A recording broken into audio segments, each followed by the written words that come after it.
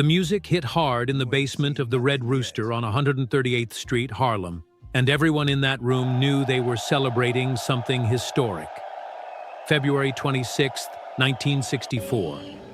24 hours ago, a 22-year-old from Louisville had just knocked out Sonny Liston to become the heavyweight champion of the world. Tonight, Harlem was throwing him a party, and Muhammad Ali owned every inch of that room like he owned the title belt. The air was thick with cigarette smoke and expensive cologne. The basement was packed with musicians, athletes, politicians, dancers from the Apollo. Everyone was there to say they'd been in the room with the new champion. Ali moved through the crowd with his hands up, throwing mock punches, his voice carrying over the music, as he told anyone who'd listen exactly how he'd destroyed Liston. People laughed, cheered, reached out to touch him. This wasn't just a boxer who'd won a fight. This was a young black man who'd beaten the system at its own game. In the corner, nursing a drink he couldn't afford, sat another 22-year-old. Same age, same city roots, same rise from nothing. But nobody was reaching out to touch Frankie Lymon. Nobody was asking him to tell his story. Most people in that room had already forgotten he had one. What made it worse was that some of these same people had screamed his name 8 years ago, had waited outside stage doors for his autograph, had bought his records and played them until the grooves wore thin. But memory in show business is short, and fame is even shorter. When you're gone, you're gone. And Frankie had been gone for years now, even though he was still breathing. When someone finally recognized him, the introduction was awkward, almost cruel in its honesty. A record promoter named Jimmy, who'd made money off Frankie back when money was being made, spotted him in the corner and decided to play matchmaker. "Champ! Champ!" Jimmy called out, pulling Ali away from a conversation. "You gotta meet this cat. This is Frankie Lymon. He was you 10 years ago, bigger than life, on every radio in America. The first teenage rock and roll star, before Elvis, before anybody." The room got quieter. Several people turned to watch. Ali stopped mid-sentence, his perpetual smile fading just slightly as he looked at the man in front of him. Same age on paper, same date on their birth certificates, both 22. But Frankie looked older, worn down, his eyes carrying something Ali's didn't, a defeat that had settled in and made itself comfortable. His suit was nice once, probably expensive when he'd bought it 5 years ago, but now it hung on him differently. Ali extended his hand, and Frankie shook it. The champion's grip was firm, confident, the handshake of someone who'd never doubted he'd end up exactly where he was. Frankie's was softer, more hesitant, the handshake of someone who'd stopped believing in much of anything. "Frankie Lymon," Ali repeated, and you could see him searching his memory. "Yeah, I remember that name. Why Do Fools Fall in Love, right? My sisters played that record till it about drove me crazy." Frankie managed to smile. "Yeah, that was me." "Was," Ali repeated, catching the past tense. "Not anymore?" The silence that followed was uncomfortable. Jimmy laughed nervously and slapped both men on the back. "You two should talk. Same age, both made it big young, both from nothing. You got a lot in common." But what nobody in that room understood yet was that they had almost nothing in common except age and origin. This moment, this brief conversation between two 22-year-olds, would become a story about choices, about what happens when talent meets the world, and whether you fight back or let the world take everything. The tragedy wasn't that they met. It was that Frankie had already lost a war Ali hadn't even started fighting yet. 8 years earlier, Frankie Lymon had been untouchable. 13 years old, and when he walked down the streets of Harlem, people stopped to watch him pass. His voice was playing on every radio station in America, and "Why Do Fools Fall in Love" wasn't just a hit song. It was the sound of 1956. The teenagers had formed almost by accident. 5 boys from Washington Heights, harmonizing on street corners, trying to impress girls and stay out of trouble. Frankie was the youngest, the smallest, the one who should have been background. Sherman Garnes, Joe Negroni, Herman Santiago had experience and confidence. But the moment Frankie opened his mouth, everything shifted. His voice was pure in a way that shouldn't have been possible for a 13-year-old from the projects. It had clarity and emotional depth that made grown women cry and music executives see dollar signs. When Frankie sang about heartbreak, you believed he'd lived it, even though he was 13. The heartbreak in his voice was real. It just wasn't about romance. It was the sound of someone who could feel the world taking pieces of him and didn't know how to stop it. When George Goldner heard them at an audition in late 1955, he heard a gold mine. Within weeks, they were recording. Within months, they had a #1 hit. Within a year, Frankie Lymon was more famous than most adults would ever be. And 13-year-old Frankie thought this was how life would always be. But fame at 13 doesn't come with an instruction manual. It comes with handlers, managers, contracts written in language you can't understand, and adults who smile while they pick your pockets. Frankie's father signed the contracts. Not because he was careless, but because he'd never seen a music industry contract before and trusted people who wore suits and spoke with confidence. They'd take care of everything, they said. The nightmare took time to reveal itself. By the time it did, Frankie was trapped in a system designed to extract everything he had. By 1957, Frankie had performed on national television, toured the country, heard his voice on radios everywhere. He'd also started noticing something strange about the money. After shows that packed theaters with thousands of screaming fans, the money he received seemed insultingly small. "Where does the rest go?" he asked Morris Levy, one of his managers. Levy smiled, that patient smile adults use when explaining things to children they have no intention of actually explaining. "Production costs, kid. Studio time, promotion, management fees. You got no idea what it costs to keep you on top?" Frankie didn't know enough about business to argue. He was 15.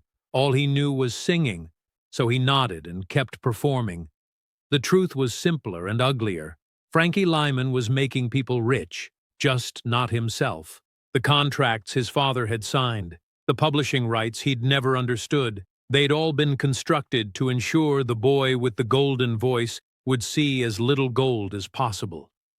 Morris Levy would later become infamous, his name appearing in congressional hearings about organized crime and the record business. But in 1957, he was just Frankie's manager, robbing him blind. By 16, Frankie's voice started changing. Puberty was coming, and with it, the end of that pure, high sound that had made him famous. The music industry began looking for the next young voice to exploit. The bookings slowed. The handlers started taking calls for other clients. Frankie tried to adapt, tried to reinvent himself as an adult performer. But the industry that had built him up as a child star had zero interest in watching him grow up. When that 13-year-old voice stopped existing, they stopped caring. By 18, he was essentially unemployed. By 20, he was struggling with addiction, trying to fill the hole that fame had created and abandoned. By 22, he was that guy in the corner at the Red Rooster, watching another young man own a room the way he used to. And then Muhammad Ali was standing in front of him. "Brother," Ali said, and his voice had dropped to something quieter, more serious than the showman persona he'd been performing all night. The smile was gone. "What happened to you?" It wasn't asked with pity. It was asked with genuine confusion, the way you'd ask someone how they'd managed to lose something that should have been impossible to lose. Frankie tried to deflect with the same casual dismissal he'd been using for years. "The business, you know, it chews people up. That's just how it works." "Nah." Ali shook his head, and there was something almost harsh in his tone now. "The business didn't do this to you. You let it happen. Several people were watching now. sensing something significant in this exchange. "I was 13, Frankie said, defensiveness creeping into his voice. "I didn't know what they were doing. I didn't understand contracts or any of that business stuff." "You're 22 now," Ali shot back, his words landing like jabs. "Same age as me. We're standing here, same age, same night, same city. When did you plan on figuring it out? When did you plan on taking control?" Frankie felt anger rising in his chest. Who was this boxer, champion for exactly 1 day, to lecture him? "You don't understand. It's different in music. The contracts, the managers, the way they set everything up, it's designed to trap you." "I got contracts, too," Ali interrupted. "I got managers. I got people trying to take my money every day. You know what the difference is?" Frankie didn't answer. "I fight back," Ali said. "Every contract, I read it. Every deal, I question it. Every dollar that's supposed to be mine, I count it. And when someone tries to cheat me, I don't just take it and smile. I fight." "I'm not a fighter," Frankie said quietly. Ali stared at him, disappointment crossing his face. "Yeah, I can see that." The conversation should have ended there, but something made Ali stay another minute. Maybe it was that they were the same age. He leaned in closer. "You still got time. You're 22. You could take control right now. Fire whoever's stealing from you. Get real lawyers. Fight for your music. Fight for every dollar they took. But you gotta actually fight." For just a moment, Frankie felt something stir.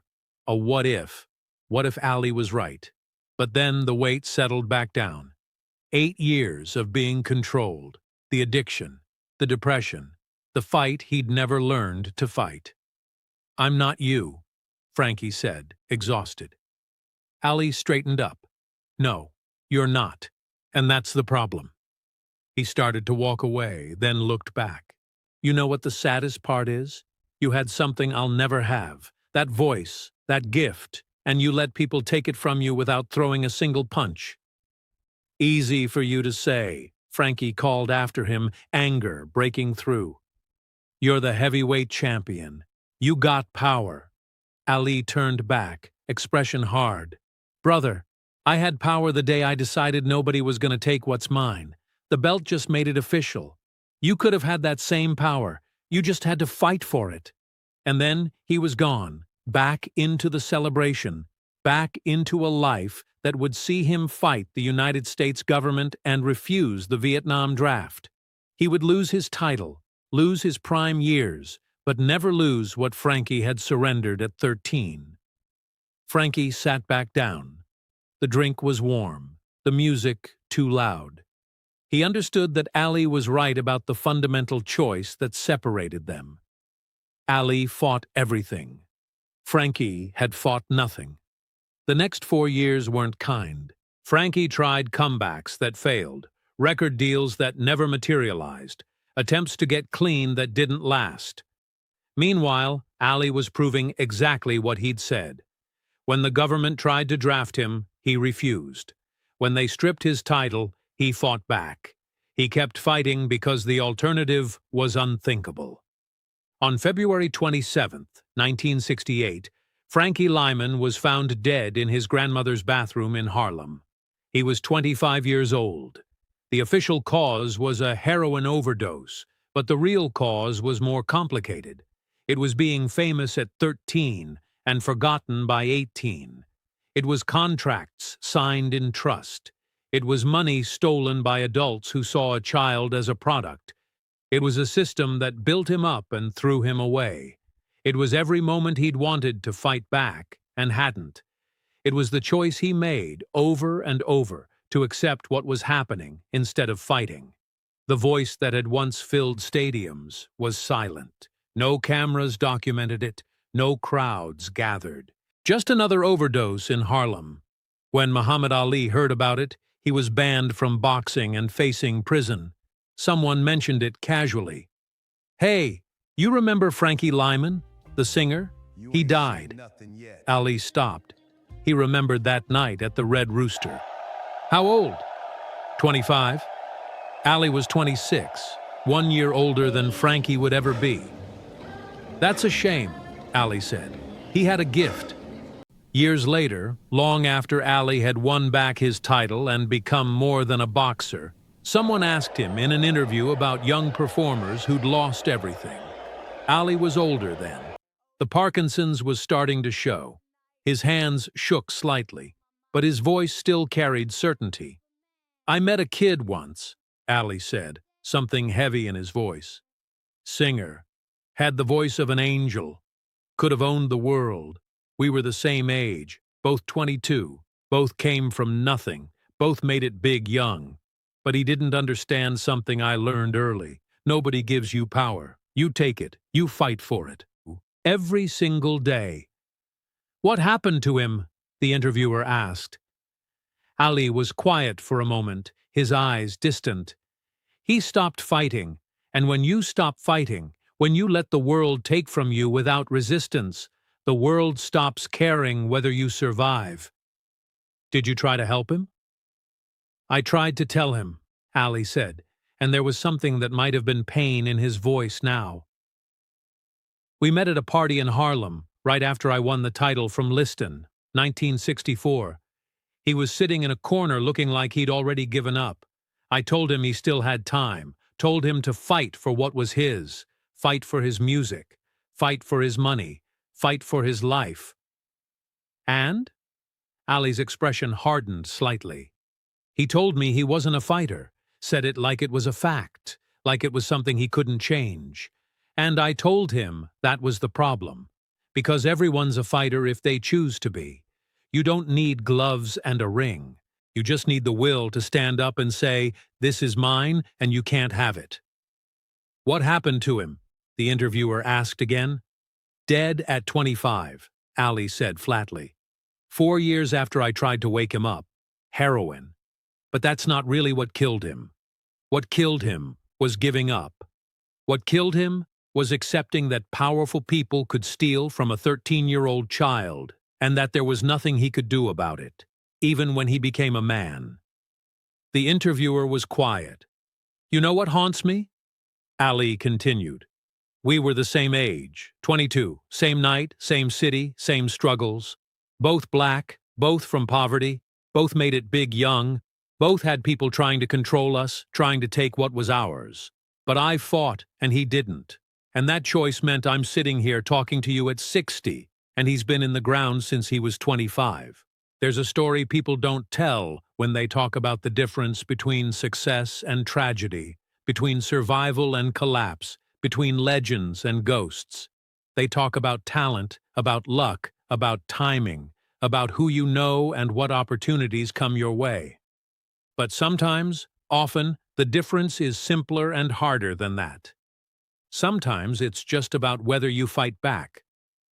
Frankie Lymon had a gift that comes along maybe once in a generation, a voice that made millions of people feel something true and beautiful, a talent that should have set him up for life, that should have given him power and wealth and control over his own destiny.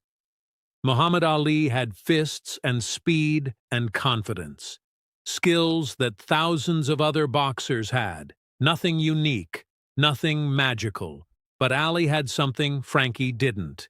The moment someone tried to take what was his, the moment someone tried to control him or exploit him or tell him who he had to be, Ali fought back, not just in the ring, in courtrooms, in the media, in the streets, against boxing commissions and the United States government and anyone who thought they could make him do something he didn't choose to do. Frankie had the same choice, the same opportunity to fight for his rights, his money, his music, his life, to confront Morris Levy, to get real lawyers, to battle for ownership of the songs he'd sung, to say no to the people who'd been stealing from him since he was 13. But fighting meant confronting the adults who'd controlled him since childhood. Fighting meant admitting he'd been exploited and that his father had been wrong to trust them. Fighting meant lawyers and battles and years of hard work with no guarantee of winning. Fighting meant risk and discomfort and the possibility of losing even more than he'd already lost. So he didn't fight. He accepted. He smiled when they told him to smile. He performed when they told him to perform. He signed what they put in front of him. And when fame ended, when the money was gone, when addiction took hold, when depression made every day feel like drowning, he kept not fighting, until there was nothing left to fight for. The Red Rooster, where they met that night in 1964, is gone now. Torn down decades ago, replaced by something else, then torn down again. The Harlem they both knew has changed beyond recognition. But the conversation that happened in that basement, the 5 minutes that neither man could forget, still matters. Because somewhere right now, there's another 13-year-old with an impossible gift. Another young person being offered contracts they don't understand by adults who smile while they steal. Another rising star who thinks fame means they've made it, who thinks talent is enough.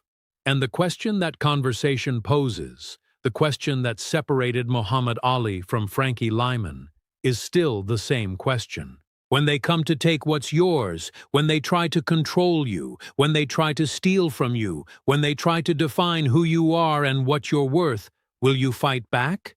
Muhammad Ali fought the world, lost everything, won it back, lost it again, won it again, kept fighting until his body wouldn't let him fight anymore. And even then, his spirit kept swinging. Frankie Lymon let the world take what it wanted, and disappeared before he turned 26. Same age, same struggles, same choice. Only one of them became the greatest. The other became a warning, a cautionary tale, a reminder that talent without fight, without the willingness to stand up for yourself, without the courage to say no to the people who want to use you, isn't enough. It was never enough, and it never will be.